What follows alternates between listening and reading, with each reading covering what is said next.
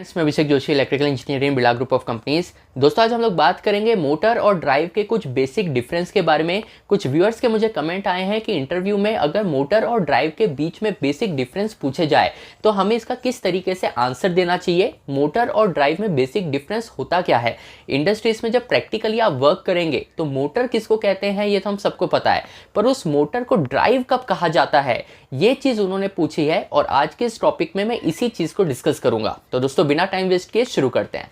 तो दोस्तों, सबसे पहले हम लोग बात करते हैं मोटर के बारे में। देखिए, हम सबको पता है कि मोटर एक ऐसी डिवाइस है जो इलेक्ट्रिकल एनर्जी को मैकेनिकल एनर्जी में कन्वर्ट करती है और बेसिकली एक रोटेशनल मोशन हमें प्रोवाइड करके देती है। तो एक मोटर का अगर सिंपल सेंस में हम लोग बात करें तो मोटर को हम लोग 3 फेज की सप्लाई देते हैं। अगर 3 फेज इंडक्शन मोटर के बारे में बात कर रहे हो तो मोटर को आप 3 फेज की सप्लाई देंगे, यानी कि इलेक्ट्रिकल एनर्जी आप मोटर को प्रोवाइड करेंगे।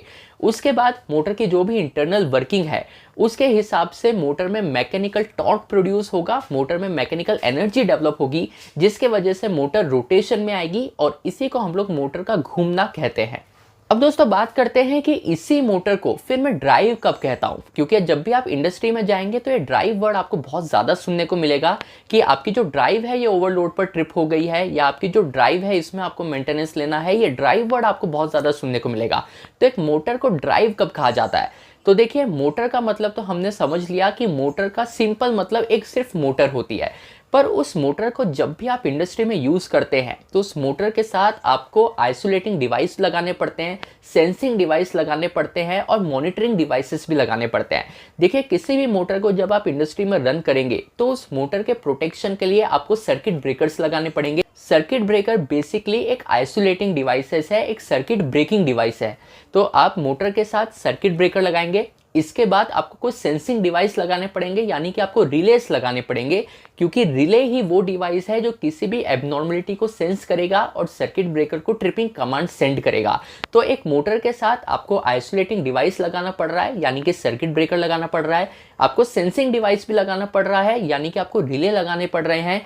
इसके अलावा आपको कुछ मॉनिटरिंग डिवाइसेस भी लगाने पड़ेंगे, जैसे कि मल्टी फंक्शन मीटर होता है। मल्टी फंक्शन मीटर एक ऐसा मीटर है जो एक ही मीटर आपको मोटर का रनिंग करंट भी बता देगा, वोल्टेज भी बता देगा, फ्रीक्वेंसी कितना है, पावर फैक्टर कितना चल रहा है, ये सारी चीजें आपको एक ही मीटर में देखने को मिल जाती है। तो मोटर के अगर आपको करंट की मॉनिटरिंग करनी है, आपको देखना है कि मोटर का करंट कितना चल रहा है, तो इसलिए आपको मोटर से रिलेटेड कुछ मॉनिटरिंग डिवाइसेस भी लगाने पड़ते हैं।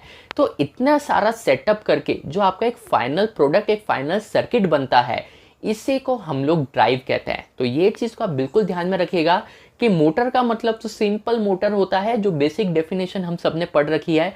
पर जब भी उस मोटर के साथ हम लोग आइसोलेटिंग डिवाइस लगाएंगे, सेंसिंग डिवाइस लगाएंगे, मॉनिटरिंग डिवाइसेस लगाएंगे और भी बहुत सारी चीजें एक सर्किट में हम लोग इंक्लूड करेंगे, तो ये सारी चीजें मिलाकर जो एक सेटअप तैयार होगा, इसको हम लोग ड्राइव कहेंगे।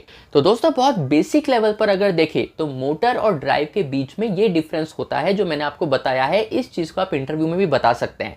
इससे एक लेवल जब आप ऊपर जाएंगे तो वहां पर फिर एसी ड्राइव और डीसी ड्राइव आ जाएगी, क्योंकि ड्राइव भी 2 तरीके की होती है। अगर आप डीसी मोटर को रन कर रहे हैं, आपकी इंडस्ट्री में अगर डीसी मोटर लगी हुई है तो उसके साथ आपको डीसी ड्राइव्स लगानी पड़ेगी, क्योंकि उस मोटर का जो भी कंट्रोलिंग पार्ट होगा वो पूरे डीसी ड्राइव के थ्रू ही कंट्रोल किया जाएगा।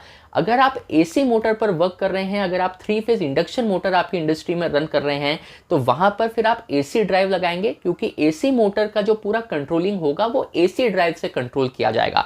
जिसमें आपको एक एग्जांपल देता हूं कि अगर आप एसी सिस्टम की बात करें, अगर आप 3 फेज इंडक्शन मोटर की बात करें, तो 3 फेज इंडक्शन मोटर को स्टार्टिंग मेथड प्रोवाइड करने के लिए वीएफडी बहुत बार लगाया जाता है। अगर आपकी एप्लीकेशन ऐसी है कि आपको वेरिएबल स्पीड की रिक्वायरमेंट है, तो फिर स्टार्टिंग मेथड आप वीएफडी को चूज करते हैं।